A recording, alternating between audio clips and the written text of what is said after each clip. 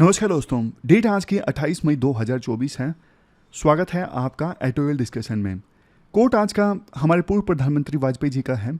उन्होंने एक बात बोली थी, जो आतंकवाद के अगेंस्ट लड़ाई है ना, ऐसा नहीं है कि वो अलग अलग धर्मों के लोगों के बीच में लड़ाई है, फॉर एग्जाम्पल क्रिश्चियनिटी या फिर इस्लाम के बीच में, या फिर अलग अलग धर्मों के फॉलोअर्स के बीच लड़ाई है। नहीं, ये जो लड़ाई है उन लोगों के बीच में जो ह्यूमैनिटी में विश्वास करते हैं, मानवता में विश्वास करते हैं, ह्यूमन वैल्यूज़ में विश्वास करते हैं, और दूसरी तरफ वो लोग हैं जो ह्यूमैनिटी में, ह्यूमन वैल्यूज़ में विश्वास नहीं करते हैं, जिनको ह्यूमन लाइफ्स की कदर नहीं है। देखो, जो आतंकवादी होते हैं ना, आमतौर पे धर्म का सहारा लेके इनोसेंट लोगों की जान लेते हैं, और अक्सर ऐसा देखा जाता है इवन आतंकवादी अपने धर्म के इनोसेंट लोगों को भी नहीं छोड़ते। अक्सर ऐसा देखा जाता है। उनका मेन एम होता है लोगों को मार के सोसाइटी में एक डर पैदा करना।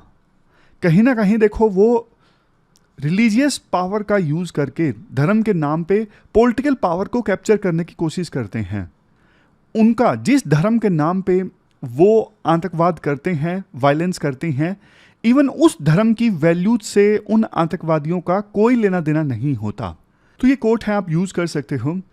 आज देखो, हिंदू में अच्छे आर्टिकल्स नहीं हैं, तो इसलिए अलग अलग न्यूज़पेपर से, जैसे इंडियन एक्सप्रेस से, फाइनेंशियल एक्सप्रेस से, अलग अलग इश्यूज हम डिस्कस करेंगे। सबसे पहला आर्टिकल है, विकसित भारत हमें बनाना है 2047 से पहले, तो उससे पहले टैक्स सिस्टम को किस प्रकार से ठीक करना होगा, इकोनॉमी का आर्टिकल है। दूसरा आर्टिकल मैरिटल रेप से संबंधित है। मध्य प्रदेश हाईकोर्ट की एक जजमेंट आई है, थोड़ी कंट्रोवर्शियल है। तीसरे नंबर पे आर्टिकल है फायर ट्रेजेडी से संबंधित। दो दुखद फायर ट्रेजेडी सामने आई। दिल्ली के एक हॉस्पिटल में आग लगने की वजह से 7 न्यूबॉर्न बेबीज की डेथ हो गई, नवजात शिशुओं की। राजकोट के गेमिंग जोन में आग लगने की वजह से 33 लोगों की जान चली गई। तो डिजास्टर मैनेजमेंट से संबंधित ये आर्टिकल है। चलिए डिस्कशन स्टार्ट करते हैं। आज के डिस्कशन में फर्स्ट इंपोर्टेंट आर्टिकल, टैक्सीज का क्या रोल है 2047 आते आते भारत को विकसित भारत बनाने में। आप देखो, जीएस पेपर 3 के इन टॉपिक्स से आर्टिकल को रिलेट कर सकते हो। फाइनेंशियल एक्सप्रेस का ये आर्टिकल है। देखो, आर्टिकल स्टार्ट करने से पहले ना एक सिंपल क्वेश्चन मैं आपसे पूछता हूं। इकोनॉमी के संदर्भ में एक सरकार की अपने सिटीजन्स के प्रति क्या रिस्पॉन्सिबिलिटीज होती हैं? बहुत सारी रिस्पॉन्सिबिलिटीज होती हैं। मन में सोचिए, मैं आपके थॉट प्रोसेस डेवलप करना चाहता हूं। जैसे देखो, सबसे पहला सरकार का बेसिक काम है पब्लिक गुड्स को प्रोवाइड करना। पब्लिक गुड्स जैसे देखो, एजुकेशन है, इलेक्ट्रिसिटी है, वाटर है, सोशल वेलफेयर की स्कीम्स हैं, ये सब प्रोवाइड करना। दूसरा काम सरकार का है बेसिक इंफ्रास्ट्रक्चर का विकास। जैसे देखो, स्कूल्स बनवाना, पोर्ट्स बनवाना, रेलवे स्टेशन बनवाना, एयरपोर्ट्स बनवाना। तीसरे नंबर पे है इकोनॉमिक स्टेबिलिटी। मैं बार बार बोलता हूं, श्रीलंका जैसे हालात ना हो, यह सुनिश्चित करना सरकार का काम है, मतलब अपनी इकोनॉमी को स्टेबल रखना। चौथे नंबर पे वेल्थ रीडिस्ट्रीब्यूशन, मतलब ऐसा ना हो कि वेल्थ चुनिंदा लोगों के पास में जमा हो जाए और बाकी सारा देश जो है वो गरीब रह जाए। इसके बाद नेक्स्ट है इकोनॉमिक सर्विसेज को प्रोवाइड करना। जैसे देखो, लोन है, ये सब चीज़ें। और चीज़ें देखो और भी हैं जो सरकार प्रोवाइड करती है, जैसे इन्फ्लेशन को कंट्रोल करना, गरीबी जो है उसको ख़त्म करना, लोगों के जीवन का जो स्तर है, लिविंग स्टैंडर्ड है, उसे अपलिफ्ट करना, पर कैपिटा इनकम इंक्रीज करना, जीडीपी को एक्सपेंड करना। जितनी इकोनॉमिक्स आपने पढ़ी है ना, वो सारे पॉइंट्स आप इसमें दे सकते हो, वो सारी सरकार की रिस्पॉन्सिबिलिटीज़ हैं। लेकिन ये सब मैंने आपको इसलिए बताई ताकि पॉइंट्स कैसे इकट्ठा करने हैं आंसर्स में लिखने के लिए, वो आप भी सोचो। लेकिन देखो, अब मेन पॉइंट पे आइए। ये सारी सर्विसेज सरकार प्रोवाइड करती हैं, बट देखो, इन सभी रिस्पॉन्सिबिलिटीज को पूरा करने के लिए, ये सारी सर्विसेज प्रोवाइड करने के लिए सरकार को चाहिए पैसा। और पैसा सरकार को कहाँ से मिलता है? पैसा देखो, एक तो मिलता है टैक्स से, यानी टैक्स रेवेन्यू, और दूसरा नॉन टैक्स रेवेन्यू भी सरकार को हासिल होता है। नॉन टैक्स रेवेन्यू, जैसे हमने आरबीआई का आर्टिकल डिस्कस किया। अब आरबीआई सरकार को डिविडेंड दे रही है, तो ये सरकार की इनकम हुई ना, ये नॉन टैक्स रेवेन्यू है। स्पेक्ट्रम को बेच के सरकार को रेवेन्यू हासिल हुआ, वो नॉन टैक्स रेवेन्यू है। इसके अलावा आप पासपोर्ट बनवाने गए, यूपीएससी फॉर्म फिल करवाती है, आपने फीस दी, वो नॉन टैक्स रेवेन्यू है। ये सब एग्जाम्पल्स हैं। और टैक्स रेवेन्यू का एग्जाम्पल तो आपको पता है, जैसे इनकम टैक्स है, कॉर्पोरेट टैक्स है, जीएसटी है। लेकिन इस आर्टिकल में हमारा जो फोकस है ना, वो टैक्स पे है, टैक्स रेवेन्यू और टैक्स सिस्टम पे है। राइटर ये बोलते हैं, देखो किसी भी देश में टैक्स की इंपॉर्टेंस काफ़ी ज़्यादा होती है।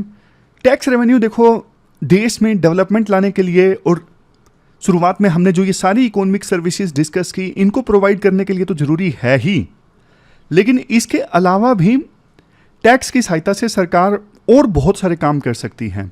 मैं आपको एग्जांपल देता हूँ। जैसे एक है स्टिमुलेटिंग सेविंग को प्रमोट करना। अब सरकार ना ऐसी ऐसी स्कीम चला लेती है, जैसे सुकन्या समृद्धि योजना। आप अपनी बेटी के लिए शुरुआत से ही जमा कर सकते हो, और अगर आप सुकन्या समृद्धि अकाउंट में जमा करते हो तो आपको ब्याज ज़्यादा मिलेगा। तो सरकार ने सेविंग प्रमोट कर दी ना। जैसे पीपीएफ है, सरकार कहती है प्रोविडेंट फंड में आप अपना पैसा जमा करोगे, हम आपको ज़्यादा इंटरेस्ट रेट देंगे, लेकिन ये पैसा आप 15-20 साल बाद निकलवा सकते हो। तो सरकार ने सेविंग प्रमोट कर दी, तो ये फ़ायदा होता है। इस पे टैक्स नहीं लगता, पीपीएफ वाले पे टैक्स नहीं लगता, और सुकन्या समृद्धि स्कीम पे भी टैक्स नहीं लगता। तो लोग फिर ज़्यादा इंसेंटिवाइज महसूस करते हैं इन स्कीम्स में इन्वेस्ट करने के लिए। सरकार टैक्स के माध्यम से इन्वेस्टमेंट अट्रैक्ट करती है। जैसे कॉर्पोरेट टैक्स रेट सरकार ने 30% से घटा के 25% कर दिया था, ताकि ज़्यादा से ज़्यादा फॉरेन कंपनीज हमारे देश में आए इन्वेस्ट करने के लिए। इसके अलावा देखो, मान लीजिए पर्टिकुलर सेक्टर में सरकार चाहती है कि ज़्यादा इन्वेस्टमेंट आए, जैसे इलेक्ट्रॉनिक्स सेक्टर है जिस पे अभी सरकार का काफ़ी फोकस है, तो सरकार टैक्स हॉलीडेज दे देती है कि इलेक्ट्रॉनिक्स सेक्टर में फॉर एग्जांपल जो कंपनी ज़्यादा मोबाइल फ़ोन प्रोड्यूस करेगी उसको हम सब्सिडी देंगे। प्रोडक्शन लिंक्ड इंसेंटिव स्कीम है, जो जितनी ज़्यादा प्रोडक्शन करेगा उस पर हम उसको एग्जम्पशन देंगे, टैक्स में छूट देंगे, इंसेंटिव देंगे। तो ये सारे काम जो है सरकार टैक्स सिस्टम के माध्यम से करती है। एक दो और इंपॉर्टेंट एग्जांपल मैं आपको दे देता हूँ। जैसे स्पेशल इकोनॉमिक जोन है, सरकार चाहती है इस पर्टिकुलर रीजन में डेवलपमेंट आनी चाहिए, सरकार ना वहाँ पे स्पेशल इकोनॉमिक जोन बना देती है, और स्पेशल इकोनॉमिक जोन में काफ़ी सारी रियायतें दे देती है टैक्स में, कि आप पर जीएसटी कम लगेगा, आप इंपोर्ट एक्सपोर्ट करोगे उस पर कम टैरिफ लगेगा, ताकि ज़्यादा से ज़्यादा कंपनीज उस स्पेशल इकोनॉमिक जोन में आएँ। ये सरकार का लक्ष्य होता है। हमारे देश में देखो दो अलग अलग डिपार्टमेंट्स हैं। एक तो central board of direct taxes, ये देखो देश में डायरेक्ट टैक्स इकट्ठा करता है जो डायरेक्टली आपकी या कंपनी की इनकम पर लगते हैं, जैसे इनकम टैक्स, कॉर्पोरेट टैक्स। और इनडायरेक्ट टैक्स, जैसे आप कोई चीज़ परचेज करते हो उस पर जो टैक्स लगता है, फॉर एग्जांपल जीएसटी, वो इकट्ठा करने के लिए एक दूसरा डिपार्टमेंट है CBIC, central board of indirect tax and custom. Writer बोलते हैं देखो ना, पिछले कुछ सालों में ना टैक्स इकट्ठा करने की जो प्रोसेस है वो फुली ऑटोमेटेड हो गई है, डिजिटलाइज हो गई है, ह्यूमन इंटरफेस जो है वो कम से कम हो गया है। अब इसकी वजह से ना काफ़ी फायदे हुए हैं। कंप्लायंस की जो कॉस्ट है वो रिड्यूस हो गई है। जैसे देखो पहले ना करदाता को, यानी जो टैक्स पेयर हैं, उनको बहुत सारी चीज़ों को फॉलो करना पड़ता था। बहुत सारी चीज़ें होती है, जैसे ऑडिटिंग होता है, सिर्फ टैक्स पे नहीं करना पड़ता, बहुत सारे फॉर्म फिल करने पड़ते हैं समय समय पे। अब कंप्यूटराइज हो गई हैं सारी चीज़ें, तो ये सब फॉर्म फिल करना, ऑडिटिंग, ये सब अब इजी हो गया है। इस वजह से ना टैक्स सिस्टम में एफिशिएंसी, ट्रांसपेरेंसी और अकाउंटेबिलिटी आई है। एक एक का मैं आपको मतलब बताऊंगा, वैसे ही नहीं छोड़ूंगा। एफिशिएंसी का मतलब किसी काम को स्मार्ट और सही तरीके से करना, जिससे देखो टाइम बचे, एफर्ट बचे और रिसोर्स बचे। अब एग्जांपल देखिए, पहले देखो जीएसटी के आने से पहले ना बिजनेसेस को मल्टीपल स्टेट और सेंट्रल टैक्सेस पे करने पड़ते थे। सेंट्रल गवर्नमेंट को अलग से एक्साइज ड्यूटी देनी पड़ती थी, स्टेट गवर्नमेंट को अलग से वैट देना पड़ता था। ये देखो काफ़ी टाइम कंज्यूमिंग और कॉम्प्लेक्स था। बट अब बिजनेसेस को सिर्फ एक टैक्स पे करना है, जीएसटी। हाँ, इनकम पे अलग से लगेगा, इनडायरेक्ट टैक्स की हम बात कर रहे हैं। तो कंप्लायंस एफिशिएंट हो गया। टैक्स सिस्टम में ट्रांसपेरेंसी आना, इसका क्या मतलब है? जैसे देखो इनकम टैक्स डिपार्टमेंट ने ना ई फाइलिंग सिस्टम शुरू किया, आप ऑनलाइन अपना टैक्स पे कर सकते हो। तो टैक्स पेयर की हर एक ट्रांजैक्शन का ना अब डिजिटल रिकॉर्ड होता है, जिससे हर एक चीज़ ट्रांसपेरेंट हो गई है और करप्शन के जो चांसेस हैं वो कम से कम हो गए हैं। नेक्स्ट है अकाउंटेबिलिटी। अब जैसे देखो डायरेक्ट बेनिफिट ट्रांसफ़र है, सरकार की स्कीम्स का पैसा डायरेक्टली लोगों के बैंक अकाउंट में जाता है। जैसे पीएम किसान सम्मान निधि योजना है, किसानों को पैसा सीधा मिलता है और लीकेजेस कम हो गई हैं। पैसा नहीं आया तो भी अकाउंटेबिलिटी, क्यों नहीं आया, बीच का करप्शन खत्म। हालांकि देखो मतलब ये तो आर्टिकल की बातें हैं ना, प्रैक्टिकली बात करें चीज़ें पहले से इम्प्रूव हुई हैं, लेकिन बिल्कुल आइडियल तो अभी भी नहीं कह सकते, अभी भी बहुत सुधार की गुंजाइश है। इसके बाद राइटर बोलते हैं सीबीडीटी ने ना 2023-24 में 19.58 लाख करोड़ का टैक्सेस इकट्ठा किया, जो इन्होंने रिवाइज्ड एस्टीमेट लगाया था उससे भी ज़्यादा। Even central board of indirect tax and custom ने ना अप्रैल 2024 में 2,10,000 करोड़ का टैक्स रेवेन्यू हासिल किया। दोनों फिगर्स हमें बताते हैं कि सरकार अब ज़्यादा से ज़्यादा टैक्स रेवेन्यू हासिल कर रही है। राइटर कहते हैं अगर देखो जैसे जैसे इकोनॉमी फॉर्मलाइज होगी ना, फॉर्मलाइज मतलब ऐसे बिजनेसों की संख्या हमारे देश में बढ़ेगी जो रजिस्टर्ड है, जिनको सरकार रेगुलेट करती है, तो फिर टैक्स कलेक्शन भी बढ़ेगा। क्योंकि देखो इनफॉर्मल जो फर्म्स होती हैं जिनको सरकार रेगुलेट नहीं करती, जो रजिस्टर्ड भी नहीं है, वो कुछ भी ट्रांजैक्शन करे सरकार को पता ही नहीं चलता। लेकिन जो फॉर्मल फर्म्स होती हैं जैसे टीसीएस है, वो तो देखो अपने एम्प्लॉयज़ को सैलरी भी देती हैं, तो टीडीएस जो है वो डिडक्ट होता है। इस वजह से फॉर्मल इकोनॉमी में टैक्स चोरी कम होता है, इसलिए टैक्स कलेक्शन ज़्यादा होता है। तो देश की इकोनॉमी जैसे जैसे फॉर्मलाइज होगी टैक्स कलेक्शन ज़्यादा होगा। अब इसके बाद नेक्स्ट एस्पेक्ट आता है tax GDP ratio of India. क्या मतलब है टैक्स जीडीपी रेशो का? देखो टैक्स टू जीडीपी रेशो ये एक इकोनॉमिक इंडिकेटर है जो देश के टोटल टैक्स रेवेन्यू का कंपैरिजन उसके जीडीपी से करता है। ये जो टैक्स टू जीडीपी रेशो है ना, ये हमें बताता है कि देश की इकोनॉमी का कितना हिस्सा टैक्स रेवेन्यू के रूप में सरकार को मिल रहा है। जैसे एग्जाम्पल के तौर पे इंडिया में जो टैक्स टू जीडीपी रेशो फिलहाल कितनी है 18.5%। तो देश की जीडीपी अगर 100 रुपये है ना, तो 18.5 रुपीज़ सरकार को टैक्स के रूप में मिल रहा है। इसमें देखो सब आ गया, इसमें सेंट्रल गवर्नमेंट का टैक्स आ गया, स्टेट का टैक्स आ गया और इनडायरेक्ट टैक्स, डायरेक्ट टैक्स सब आ गया इसमें। तो राइटर बोलते हैं देखो जो डेवलप कंट्रीज़ है ना, वहाँ पे टैक्स जीडीपी रेशो ज़्यादा होता है। जिस प्रकार की हमारी इकोनॉमी है ना, उस हिसाब से भी अभी हमारे देश में टैक्स जीडीपी रेशो 20 के आसपास होना चाहिए था, जो कि नहीं है। अगर देखो टैक्स टू जीडीपी रेशो को 20% के आसपास लाना है ना, तो डायरेक्ट टैक्स को बड़ा रोल इसमें प्ले करना पड़ेगा। Direct tax to GDP ratio अभी ना प्रेजेंटली 6.6% है। अगले 2-3 साल में ये 7% हो जाएगा और ग्रेजुअली फिर 8% के आसपास ये हो जाएगा। तो जब डायरेक्ट टैक्स ज़्यादा कलेक्ट करेगी सरकार, तो फिर टैक्स टू जीडीपी रेशो भी बढ़ जाएगा।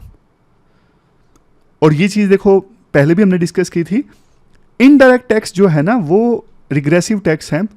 इनडायरेक्ट टैक्स का जो बर्डन है वो अमीर गरीब सब पे इक्वल पड़ता है।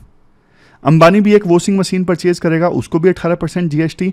एक गरीब आदमी भी जिसकी वार्षिक आय 3 लाख है, वो भी एक वॉशिंग मशीन परचेज करेगा तो उस पर भी जीएसटी 18% लगेगा। जबकि देखो अमीर लोगों को थोड़ा सा ज़्यादा कंट्रीब्यूट करना चाहिए। इसीलिए इनकम टैक्स में हम देखते हैं कि जैसे जैसे इनकम बढ़ती है टैक्स स्लैब में टैक्स रेट बढ़ता जाता है। लेकिन इनडायरेक्ट टैक्स में ऐसा नहीं होता, इसलिए इनडायरेक्ट टैक्स रिग्रेसिव है और डायरेक्ट टैक्स प्रोग्रेसिव है। इसके बाद राइटर बोलते हैं कि पिछले कुछ दशकों में हमने देखा कुछ जो मल्टीनेशनल कंपनीज हैं ना, वो चालाकी करती हैं। वो ना अपने प्रॉफिट को ट्रांसफ़र कर देती हैं ऐसी देशों में, ऐसी जगह पे जहाँ पे कम टैक्स लगता है। जैसे एग्जाम्पल के तौर पे एप्पल की कंपनी है। एप्पल की कंपनी ने हमारे देश में बिजनेस करके 100 करोड़ रुपए कमाए, लेकिन इंडिया में टैक्स ज़्यादा है। तो एप्पल की कंपनी क्या करेगी, यूएई में फॉर एग्जांपल दुबई में टैक्स रेट कम है, तो अपनी ना यूएई में एक फर्जी कंपनी बनाएगी जिसका नाम है एबीसी। अब ना ट्रांजैक्शन में ये दिखा देगी एप्पल कंपनी यहाँ पे इंडिया में 100 करोड़ का प्रॉफिट हुआ था, लेकिन खर्चा बढ़ा दिया। एप्पल ने एक झूठी ट्रांजैक्शन दिखा दी कि हमने ना यूएई की एक एबीसी कंपनी से कंसल्टेशन लिया है, जिसके लिए हमने एबीसी कंपनी को कंसल्टेशन फीस दी है 70 करोड़ रुपए। तो ये ट्रांजैक्शन दिखाने के बाद में एप्पल कंपनी का प्रॉफिट इंडिया में कम हो गया, 100 के बजाय 30 करोड़ हो गया। और ये जो एबीसी कंपनी है यूएई की, इसको 70 करोड़ का फायदा हो गया। लेकिन यूएई में तो टैक्स रेट बहुत कम है, 5%। तो ये कंपनी एक्चुअली में एबीसी एप्पल की ही थी। जानबूझ के अपनी इस सब्सिडरी कंपनी को एक झूठी ट्रांजैक्शन की सहायता से प्रॉफिट ट्रांसफर कर दिया एप्पल ने इंडिया से, ताकि इंडिया में कम टैक्स देना पड़े और प्रॉफिट फर्जी जमा हो जाए एबीसी कंपनी के पास में, जो कि यूएई में रजिस्टर्ड है और वहां पे तो टैक्स रेट कम है। तो इंडिया ने ना एक चीज की, पहले जैसे गूगल कंपनी थी जो एडवर्टाइजमेंट दिखाती है, वेबसाइट्स जो आप सर्फ करते हो ना, वेबसाइट में आपके पास में ऐड आती है, गूगल इसके लिए पैसे लेता है।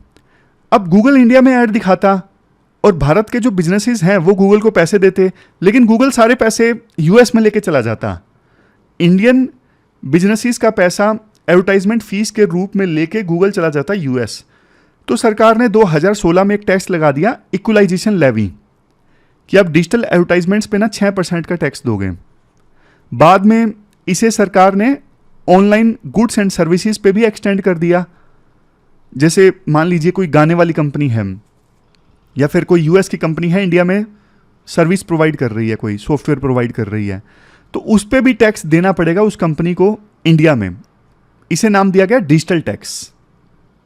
ये बड़ी बड़ी एमएनसीज टैक्स चोरी करती हैं। इस वजह से देखो ओईसीडी के कंट्रीज और G20 के कंट्रीज ना एक इशू पे डिस्कशन कर रहे हैं, ग्लोबल मिनिमम टैक्स, कि ये कंपनीज ना कहाँ पे भी ऑपरेट करे, प्रॉफिट का ना कम से कम 15% तो टैक्स देना ही पड़ेगा, ताकि ये कंपनीज टैक्स बचाने के लिए अपने प्रॉफिट को एक देश से दूसरे देश में ट्रांसफर ना करे जहां पे कम टैक्स है। बाकी तो देखो कंक्लूजन में बोला जाता है नई सरकार अब चुन के आएगी और जो भी सरकार चुन के आए बढ़िया से देश का जो टैक्स सिस्टम है उसे और मजबूत बनाए और टैक्स पेयर के लिए आसानी होनी चाहिए। सबसे बड़ी बात देखो, टैक्स पेयर को लगना चाहिए कि हमने जो अपनी मेहनत की कमाई सरकार को दी है, सरकार ने उसका अच्छे से यूज़ किया है। एक नागरिक को ऐसा ना लगे कि यार हम इतना टैक्स देते हैं, बदले में सरकार कुछ भी नहीं करती, ना सड़कें बनाती है और करप्शन इतना ज़्यादा हो जाता है, तो फिर टैक्स पेयर डीमोटिवेट हो जाता है, उसको कोई मज़ा नहीं आता टैक्स देने में। अगर सरकार अच्छा काम करे टैक्स पेयर्स के पैसों से, तो टैक्स पेयर्स को भी लगे कि यार हमने बढ़िया किया, सरकार को टैक्स दिया और जिससे सरकार ने अच्छा काम किया है देश के नागरिकों के लिए। तो ये पूरा आर्टिकल हमने डिस्कस किया। चलते हैं आगे।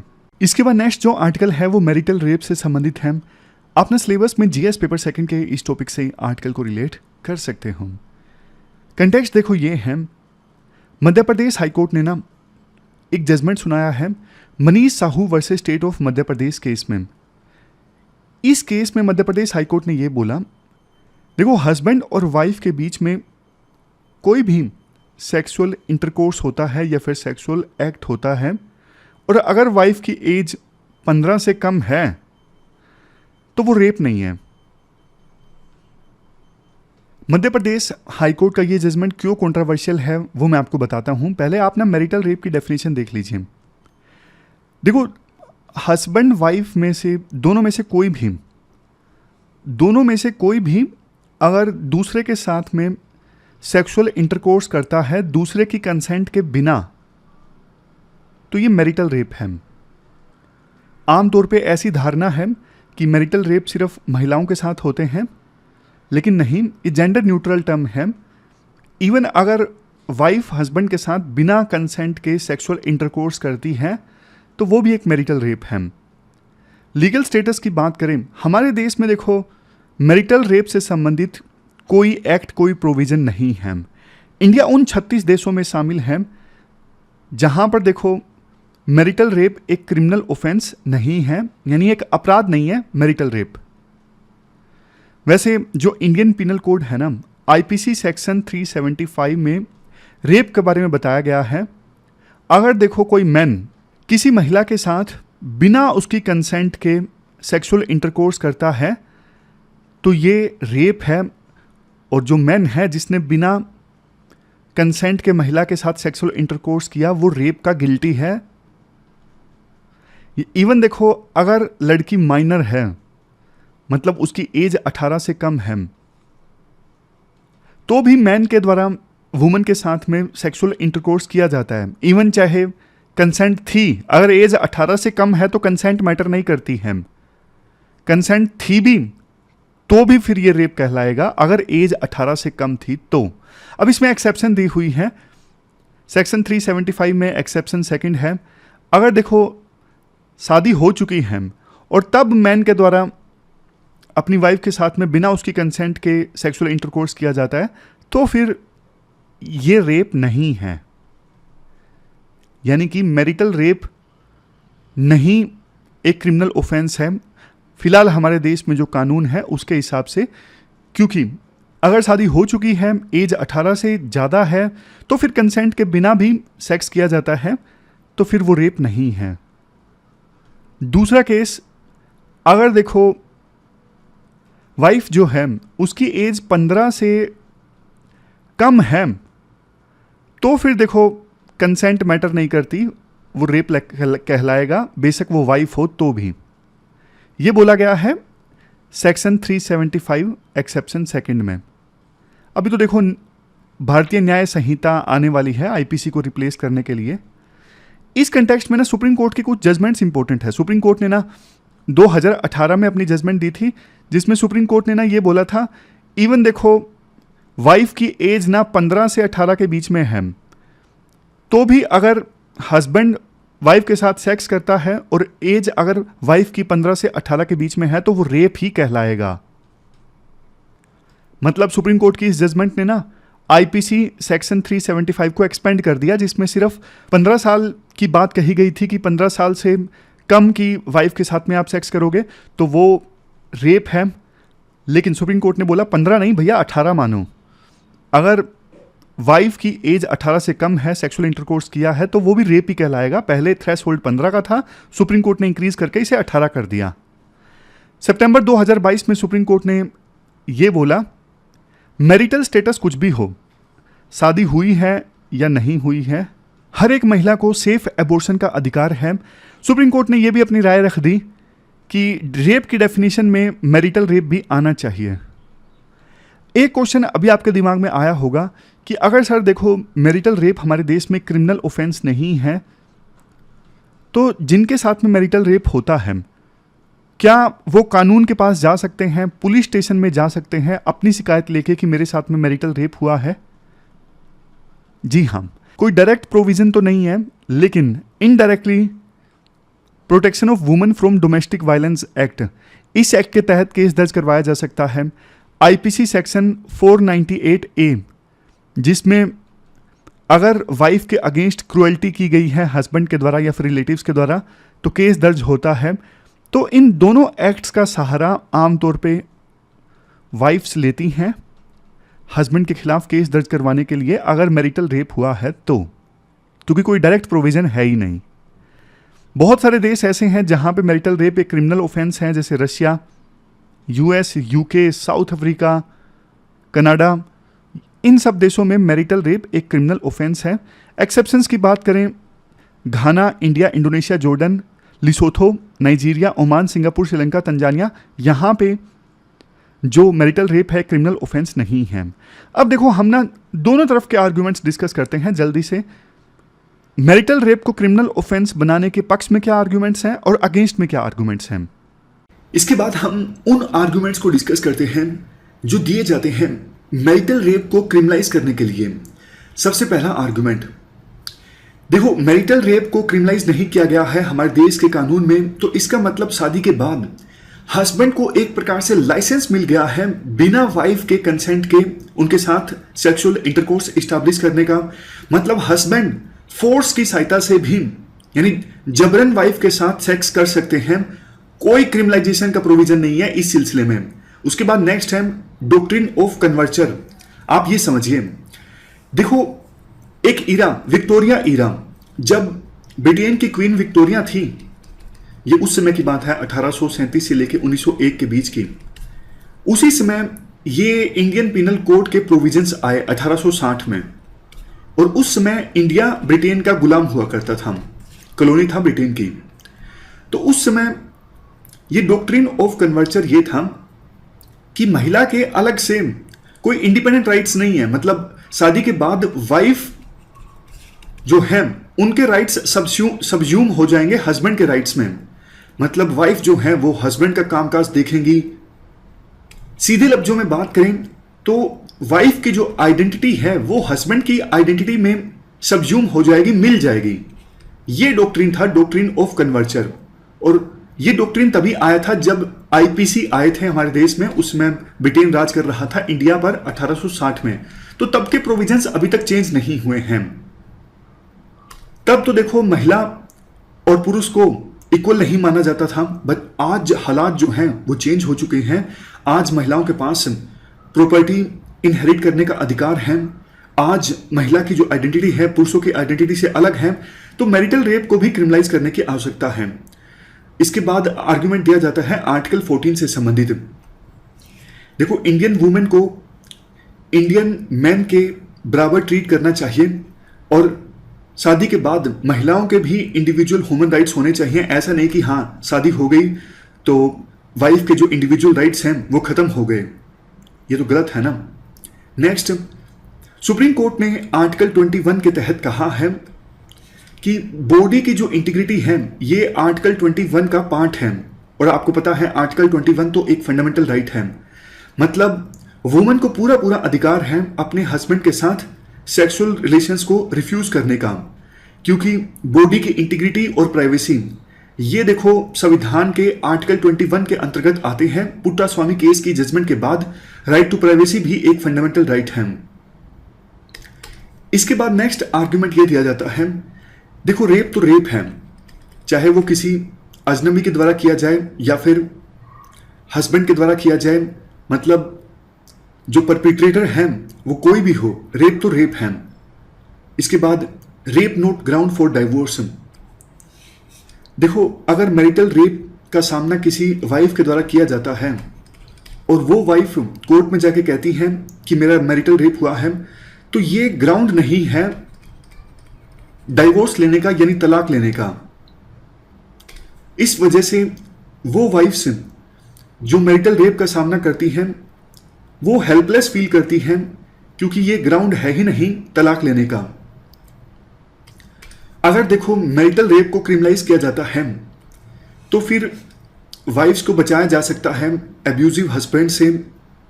और जब देखो 100 से अधिक देशों ने इसे क्रिमिनलाइज कर दिया है तो भारत को भी कर देना चाहिए। इवन निर्भया केस के बाद जो JS वर्मा कमेटी गठित की गई थी, उस कमेटी ने भी यही कहा था कि मैरिटल रेप को क्रिमिनलाइज कर दिया जाए। ये हमने वो आर्गुमेंट्स डिस्कस किए जो दिए जाते हैं मैरिटल रेप को क्रिमिनलाइज करने के लिए। अब हम उन आर्गुमेंट्स को डिस्कस करते हैं जो कहते हैं कि मैरिटल रेप को क्रिमिनलाइज नहीं करना चाहिए।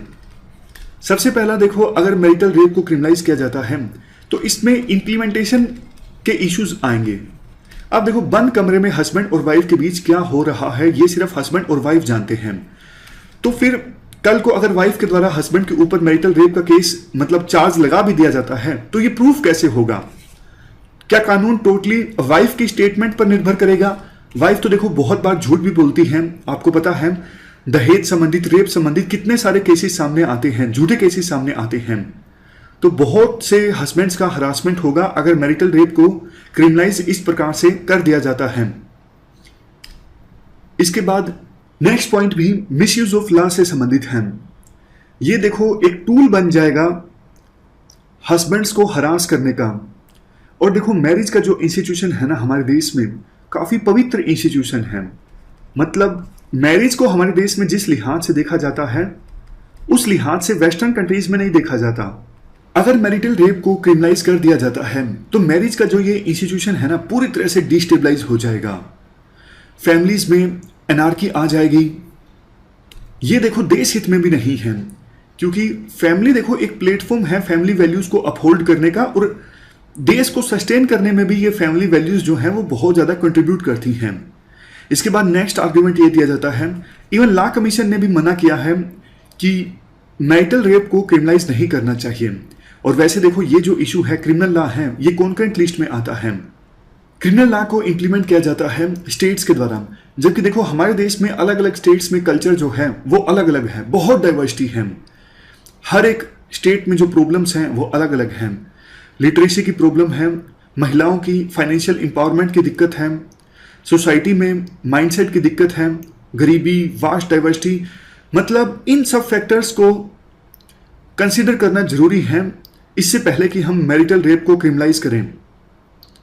सबसे लास्ट में अवेयरनेस भी देखो बहुत ज़्यादा महत्वपूर्ण है। सिर्फ मैरिटल रेप को क्रिमिनलाइज करने से काम नहीं चलेगा, मोरल और सोशल अवेयरनेस स्प्रेड करना जरूरी है। तो ये हमने उन आर्गुमेंट्स को डिस्कस किया जो मैरिटल रेप को क्रिमिनलाइज करने के अगेंस्ट दिए जाते हैं। अब कंक्लूजन आप दीजिए, मतलब यूपीएससी में आपको मैरिटल रेप के बारे में लिखना है तो आप क्या कंक्लूजन दोगे?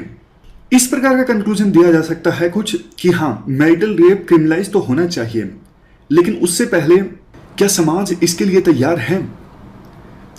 इससे पहले कि मैरिटल रेप को क्रिमिनलाइज किया जाए, एक प्रॉपर मैकेनिज्म इस्टेब्लिश किया जाए ताकि इसका मिसयूज ना हो, और उससे भी ज़्यादा सोसाइटी में अपने आप से इक्वालिटी आना जरूरी है। मतलब देखो, हस्बैंड वाइफ अगर समझदार हैं, राइट्स को समझते हैं, तो मैरिटल रेप जैसी नौबत आती ही नहीं है। इस प्रकार से हमने मैरिटल रेप का पूरा आर्टिकल डिस्कस किया। चलते हैं आगे। इसके बाद नेक्स्ट आर्टिकल इंडियन एक्सप्रेस का फायर आउटब्रेक से संबंधित है, डिजास्टर मैनेजमेंट का टॉपिक है। आप सिलेबस में जीएस पेपर 3 के इन टॉपिक से आर्टिकल को रिलेट कर सकते हो। देखो, पिछले 12 घंटों में ना 2 फायर इंसिडेंट सामने आए, बहुत ही ज्यादा दुखद। दिल्ली के एक हॉस्पिटल में, बच्चों का हॉस्पिटल था, और ना आग लग गई उस बच्चों के हॉस्पिटल में, और 7 ऐसे बच्चे जिनका अभी भी जन्म हुआ था हाल ही में, उनकी डेथ हो गई आग की वजह से, जलने की वजह से। इसकी वजह से, इसके अलावा गुजरात में राजकोट एक जगह है, वहां पे गेमिंग जोन था, गेमिंग जोन में आग लग गई, 33 लोगों की जान चली गई। सोच के देखो। देखो, हमारे देश में ना समय समय पे ये जो फायर ट्रेजेडीज है ना सामने आती रहती हैं, और जब ये ट्रेजेडीज सामने आ जाती है तब प्रशासन जागता है। जैसे राजकोट में अभी ना सभी गेमिंग जोन जो है बंद करने के आदेश दे दिए गए हैं, बल्कि गुजरात में बाकी जगहों पर भी जब तक कि इंस्पेक्शन नहीं हो जाता, ये जो गेमिंग जोन है जहां पे गेम खेलते हैं बच्चे, वो बंद रहेंगे। लेकिन देखो, अब क्वेश्चन मैं आपसे एक सिंपल सा क्वेश्चन पूछ रहा हूं, गेमिंग जोन में आग लगी, क्या सिर्फ गेमिंग जोन का इंस्पेक्शन होना चाहिए? आपको लगता नहीं कि ये हंसी वाली बात है कि सिर्फ गेमिंग जोन का इंस्पेक्शन करो? जब किसी कोचिंग सेंटर में आग लगती है तो सिर्फ कोचिंग सेंटर्स का इंस्पेक्शन करो। रूल्स देखो सरकार की तरफ से जारी किए गए हैं, नो ऑब्जेक्शन सर्टिफिकेट लेना जरूरी है, अलग से एंट्री और एग्जिट रूट होना चाहिए। लेकिन बात यही है ना, इन रूल्स को कोई सीरियसली फॉलो नहीं करता है। जब भी इस प्रकार से कोई हादसा होता है तो जिस पर्सन की जो बिल्डिंग होती है उसको अरेस्ट कर लिया जाता है कि आपने एनओसी क्यों नहीं ली। मैं एक नेक्स्ट क्वेश्चन आपसे पूछना चाहता हूं कि वो ऑफिशियल, वो सरकारी ऑफिशियल जिसकी जिम्मेदारी थी उस एरिया में कोई भी इलीगल बिल्डिंग ना आए, उसकी क्यों नहीं अकाउंटेबिलिटी फिक्स होती? अगर देखो इस प्रकार के हादसों में गवर्नमेंट ऑफिशियल्स की अकाउंटेबिलिटी फिक्स हो, या फिर कोई पॉलिटिशियन जिसने दबाव डाला सरकारी कर्मचारी पे कि आप इसको अप्रूवल दे दो या फिर कार्रवाई ना करो, तो उस पॉलिटिशियन की, उस सरकारी ऑफिशियल की अगर अकाउंटेबिलिटी फिक्स होगी ना तो एक डर पैदा होगा। फिर जो गवर्नमेंट ऑफिशियल्स हैं वो इस बात को समझेंगे कि अगर हमने अब हमारा काम ठीक से नहीं किया, बिल्डिंग में आग लग गई, तो हमारी नौकरी भी जाएगी, हमें भी जेल हो सकती है। तो सरकारी ऑफिशियल्स में, पॉलिटिशियंस में डर होगा तो वो गलत काम नहीं करेंगे। लेकिन होता क्या है, जब भी कोई इस प्रकार का हादसा होता है, कोई एक बलि का बकरा बनाया जाता है, नी जर्क रिएक्शन होता है सिर्फ दिखाने के लिए कि हमने एक्शन लिया है, उसके बाद सब भूल जाते हैं और एक अगले हादसे का इंतजार किया जाता है। यही तो चल रहा है कितने सालों से, आपने भी देखा होगा। कितने हादसे चाहिए सरकार को जागने के लिए? उपहार सिनेमा ट्रेजेडी 1997 में कितने लोगों की जान गई। बेंगलुरु रेजिडेंशियल कॉम्प्लेक्स में आग लगी 2010 में, कमला मिल्स इन्फर्नो 2017 में, कोलकाता AMRI हॉस्पिटल में आग लगी 2011 में। इवन देखो कोविड पैंडेमिक के दौरान भी कई हॉस्पिटल्स में आग लग गई थी। सरकार ने अपनी तरफ से नेशनल बिल्डिंग कोड जारी किया हुआ है। नेशनल बिल्डिंग कोड का जो पार्ट 4 है ना, 80 पेजेस का है। इसमें डिटेल डायरेक्शन दी हुई है कैसे फायर जो हैजार्ड्स है ना उनको प्रिवेंट किया जाए। इसके अलावा कई सारे राज्यों ने, जैसे दिल्ली ने, गुजरात ने अलग से फायर सेफ्टी रूल्स भी जारी किए हुए हैं।